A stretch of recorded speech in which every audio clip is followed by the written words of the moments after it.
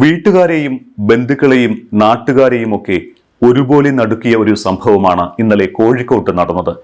മംഗളൂരുവിൽ പഠിക്കുകയായിരുന്ന ഓണാവധിക്ക് നാട്ടിലെത്തിയ വിദ്യാർത്ഥിനിയെ ആൺസുഹൃത്തിന്റെ വീട്ടിൽ മരിച്ച നിലയിൽ കണ്ടെത്തിയ സംഭവത്തിൽ ദുരൂഹത ഇപ്പോഴും ചുരുളഴിഞ്ഞിട്ടില്ല. മരിച്ചത് അത്തോളി സ്വദേശിനിയായ 21-കാരി ആയിഷ റഷ.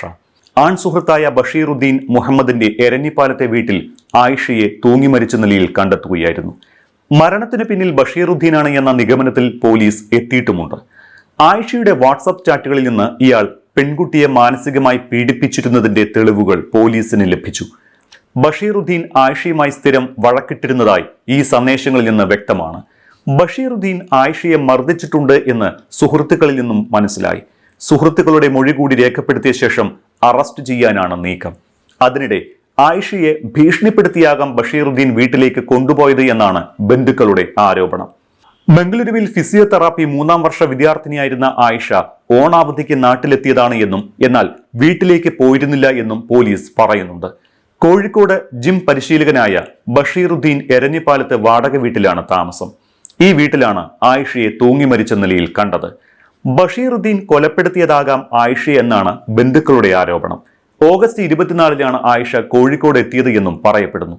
ഇക്കാര്യങ്ങളെല്ലാം ബഷീറുദ്ദീന്റെ മൊഴിയിലും സ്ഥിരീകരിച്ചിട്ടുണ്ട്.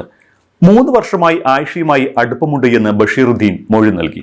സംഭവത്തെക്കുറിച്ച് ബഷീറുദ്ദീൻ പറയുന്നത് ഇങ്ങനെയാണ്: ഓഗസ്റ്റ് 24-ന് ആയിഷ മംഗളൂരുവിൽ നിന്ന് കോഴിക്കോട്ടെത്തി. വരുന്ന വിവരം ബന്ധുക്കൾക്കോ വീട്ടുകാർക്കോ അറിയില്ല. സംഭവ ദിവസം, അതായത് ഞായറാഴ്ച രാവിലെ ജിമ്മിലെ ഓണാഘോഷത്തിൽ പങ്കെടുക്കാൻ പോകുന്നതിനെ ആയിഷ എതിർത്തു. എതിർപ്പ് വകവയ്ക്കാതെ ജിമ്മിലേക്ക് പോയി. രാത്രി 8:50 തിരിച്ചെത്തിയപ്പോൾ വാതിലടച്ചിരുന്നു.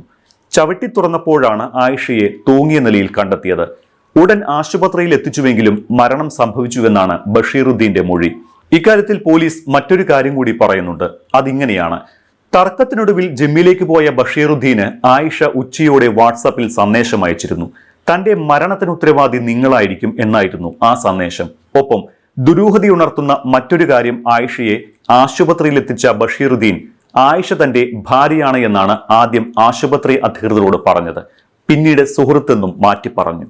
ഇതാണ് ആശുപത്രി അധികൃതരിൽ സംശയം ജനിപ്പിച്ചതും പോലീസിനെ അറിയിക്കാൻ ഇടയാക്കിയതും.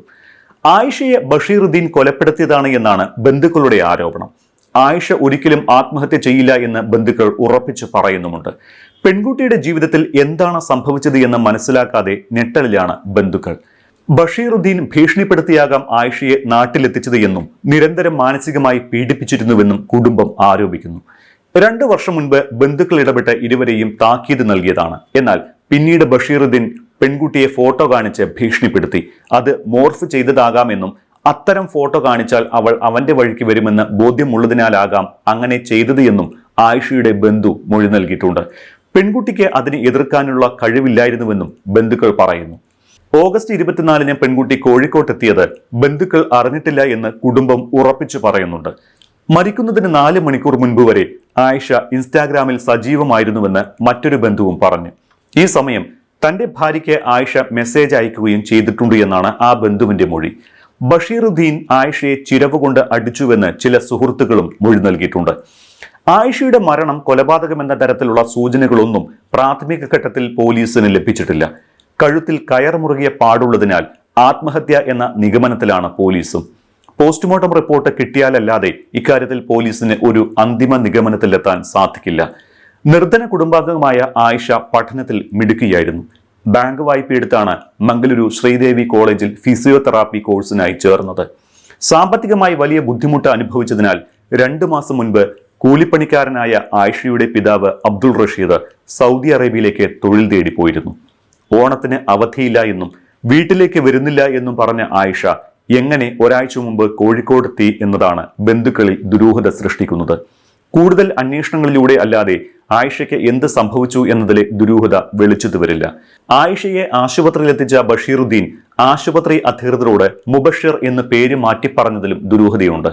മരണം സംബന്ധിച്ച് കൂടുതൽ വിശദാംശങ്ങൾ പോലീസും പങ്കുവച്ചിട്ടില്ല.